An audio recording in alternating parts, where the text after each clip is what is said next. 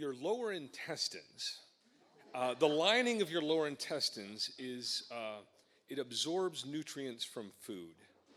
And in some people, when they eat wheat products and bread, the gluten in that food, the enzyme in your lower intestines can't tell the difference between the gluten and the actual lining of your lower intestines.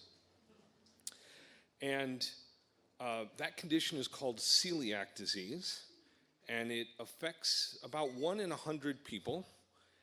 And you can go for a long time without being diagnosed with this condition. It's enough foreshadowing. The next thing you need to know is that my mother-in-law makes the most delicious crescent rolls. They're light and airy and buttery. They're just fantastic. They're very labor intensive, so she doesn't make them very often.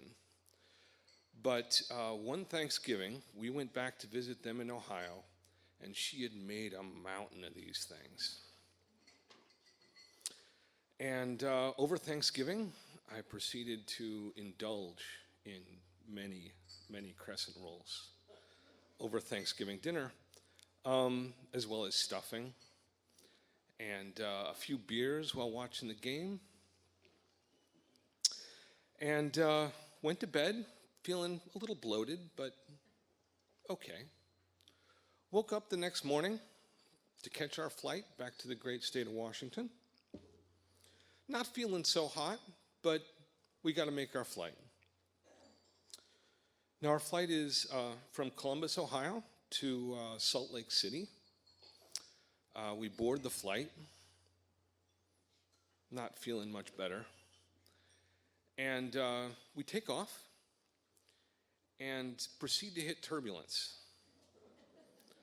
the entire way to Salt Lake City. One thing you're not allowed to do when there's turbulence is get up from your seat and go to the bathroom.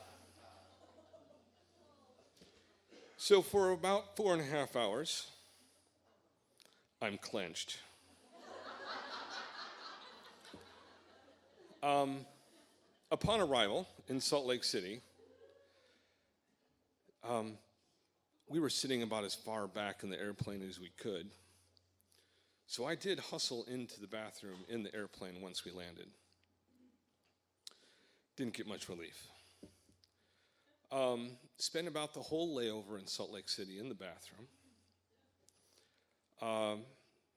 My wife is now very worried about me because I'm very pale and in great distress.